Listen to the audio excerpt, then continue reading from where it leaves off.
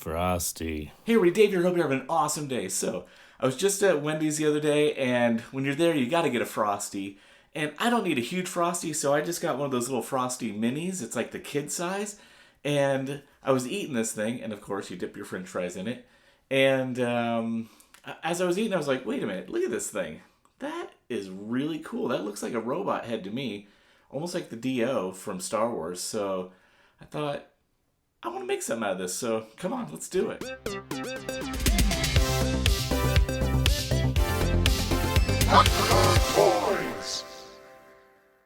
Here is my cleaned up Frosty container and then this little Miniverse container. If you don't know about these, you should check them out. They're pretty sweet.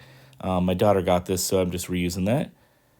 Sanded this thing down. I'll give it a quick wet sand, and this will just help the paint stick to it a little bit better. And I even saved the spoon because I think I can use this as part of the build. Now, this little piece is from a leg that I used in a workshop, and I feel like if I use some magnets, I should be able to get some pretty cool movement on the head here. So I'm just going to pull out some magnets that I bought online and just kind of dry fitting to see how it fits in there. Then I'll take some CA glue and just drop the magnet in there, let that dry. And then once that dries, I put a magnet on the spoon portion, and it's working pretty great until I try to separate it, and it just didn't stick. So I tried hot glue. That was a hot mess. So I'm going to use some Magic Sculpt. It's a 2-part epoxy, and once that dries up, should be fine. Now I got to figure out how to connect this to the cup. So I had this little lid, and I just cut off the nozzle there and trimmed that out, and it has a really nice friction fit. I really like it. It's super tight. So I was thinking originally to glue this on the outside of the container, but again, I'm just struggling with my glue game this week. So instead, what I did was I drilled a hole through, and as I was drilling using my step drill bit, I really didn't have any leverage, and the cup was flexing on me, and these cups are pretty thin, so I put a little piece of cardboard tubing behind it, and it cracked the cup. So I'm like, for crying out loud. So I might have to fix that later. In the meantime, what I'm doing is just cleaning this up, got that all cleaned out. And this actually worked out pretty nice for me because I was able to get it at the correct angle.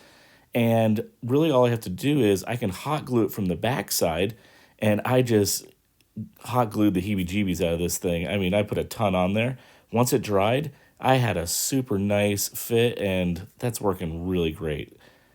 Now, for the body or the wheel portion, I have another lid from this multiverse, miniverse, and I went ahead and did a little bead of super glue around that, and then I just globbed in a ton of hot glue and just aligned it and got it looking really good there. All right, the spoon, I'm going to go ahead and trim off the bottom portion of this because I don't need that. And I'm just using some model snips. And I had this scrap tank tread, and so I'm kind of just dry fitting that. It actually worked out really nice because there's these little nubs on the tank tread, and they fit down into my groove perfectly. So I did a little bead of super glue, carefully lined it up because I want it to be as straight and as even as possible. So I did it in little segments and wrapped it around, just taking my time. Now for the arm that's going to connect the head to the body, the spoon has this little gap in it. So I went ahead and took some polystyrene, glued it, trimmed it, and again, my glue game is totally off. I'm just so impatient, and it wasn't dry yet, so I trimmed it how I needed, glued it back on, let it sit for a while. While that's happening, I took my base, drilled a hole through the center, and this is just a chopstick that I drilled through the body to help support it. Just taking my little hobby saw, cut that off. Now, the body is not aligning properly if it's on the side, so I think I'm going to have to do something kind of in the middle of the body. So I kind of marked a little area, and I'm just carefully cutting a hole. This hole ended up being pretty rough. I mean, not pretty rough. It was really rough, but I'm going to go ahead and fix that later. In the meantime, going ahead and cleaning up that arm, just sanding it. And it needed some little greeblies on it, so I was kind of just taking these little Gundam parts, lining them up. Not quite right, so I got this cell phone part, kind of relaying things out. I like this composition a little bit better, just gluing these down. And then I think what I'll do is, once I get this glued down and lined how I want it, I'll just take a piece of polystyrene rod, and I think that looks pretty cool. Again, I'm not going to do too many greeblies on this. I just want to be careful that it's not overly done, because it's not really like a war machine. It's probably more like a home use. So I'm trying to keep it a little bit cleaner, but I do want some character on there. So here's this hole. I did hot glue and super glue and then baking soda, and I filled the hole, but it is going to take a ton of work to clean up. So I went ahead and sanded that down, and it's not perfect, but I think it'll work. I need to cover this mini verse, so I tried a capsule end. Didn't love that. Found this little pop socket, and I thought, ooh, that's a cool shape. And ends up I had a couple of extra little tops from a pop, so went ahead and put some hot glue on there, and it worked out really nice because it has this raised lip on it. It gives it a cool mechanical feel. I've got this scrap polystyrene, so I cut out this little shape here, and I thought it'd be kind of cool if it looked like a panel that was raised off of the body. In order to do that, I'm going to use these cell phone case buttons. They got a nice little height to them. Did some super glue and using some CA Kicker just to kind of seal that. And then I've got this little tank hub here, put some CA glue on that, and then a little glob of hot glue just to kind of help hold everything together. I'll put that on the front to look like a little lens. And I thought it'd be kind of fun to have another like extra little camera aperture lens or something on the front there.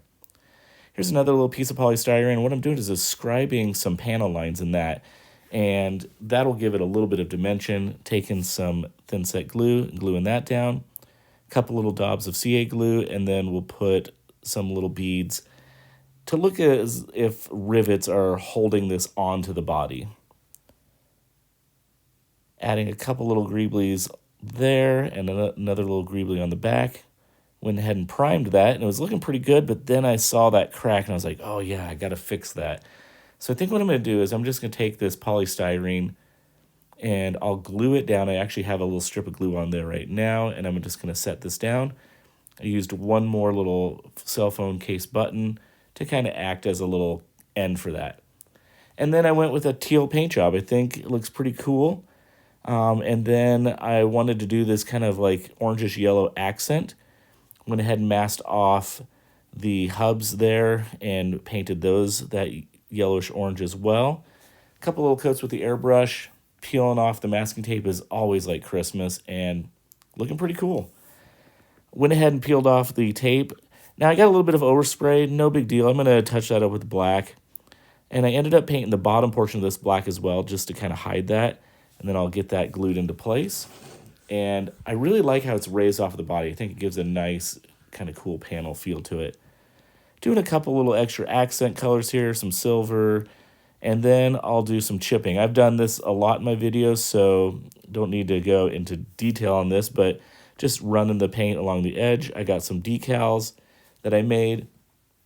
Do a little bit more weathering. That's looking pretty cool. And then I'm going to do some weathering on the body, the ball itself. And this is kind of cool. This is without the weathering, and then flip it over. And it's really subtle, but pretty nice.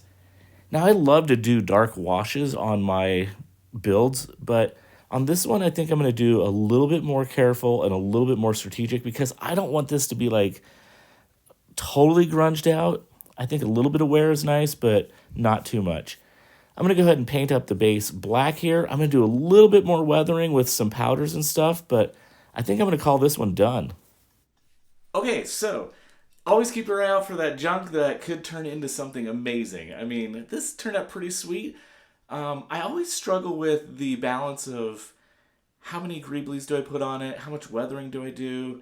I felt like this one is more of like a personal use bot, so it wouldn't be like out in the battlefield or anything. He's kind of just around the house and maybe in the yard, so a little weathered, but not too crazy. And I think it turned out pretty cool. So let's do some turnaround shots of this thing. And as always, it's a great day to be a toy nerd. Have a great one.